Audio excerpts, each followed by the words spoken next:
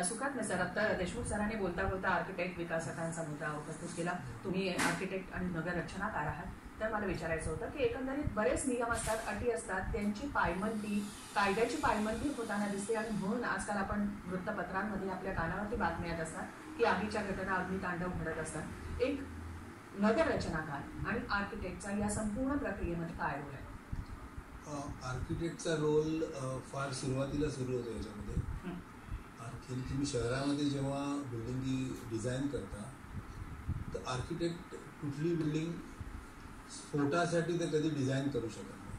म्हणजे आम्ही असं कधीच ॲज्युम करत नाही की इकडे स्फोट होईल किंवा इकडे अशा प्रकारच्या डिझास्टरसाठी कुठली बिल्डिंग डिझाईन होत नाही. जी बिल्डिंग डिझाईन होते ती डेली रुटीन आणि व्हल्नरेबिलिटी कशासाठी, म्हणजे कशासाठी, याच्यात धोके काय आहेत, तर त्यासाठी डिझाईन होते. सर्वात पहिल्या गोष्टीमध्ये असं येतं की त्या बिल्डिंगला FSI किती आहे आणि तेवढा FSI जर त्या बिल्डिंगमध्ये आला तर त्याची रोड विड्थ किती आहे, म्हणजे त्याला असणारा जो रस्ता आहे त्याची विड्थ किती आहे. दुसरी गोष्ट असते की त्याला बाजूला फायर इंजिन फिरण्यासाठी तुम्ही किती जागा सोडली.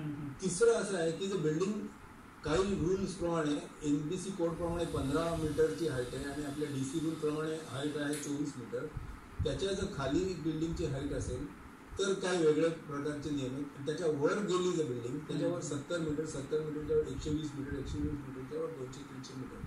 जशी बिल्डिंग वर जाते तसं आग लागल्यानंतर एक्झिट म्हणजे पळण्याची तुम्हाला जी सुविधा आहे ती तुम्ही कशी ठेवणार. जसं हॉस्पिटल आहे तर हॉस्पिटलमध्ये असं कधीच एक्सपेक्ट केलं जात नाही की हार्ट पेशंट ICU मधून डायरेक्ट खाली रस्त्यावर येईल. त्याचं पार्शियल इव्हॅक्युएशन असतं, त्याला दुसरीकडे ठेवण्यात येतं जिथून त्याला काढता येईल, कारण people are not physically fit to do it.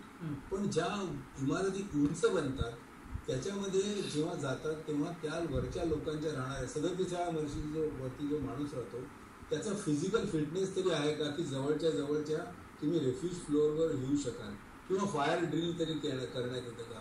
तुम्ही त्याला मेंटली प्रिपेअर करू शकता का की ही बिल्डिंग जी आहे की बिल्डिंगला जर आग लागली तर तुम्हाला पळण्यासाठी त्रास होईल. तर अशा दृष्टीने आम्ही ते डिझाईन करतो. जोग सर, आता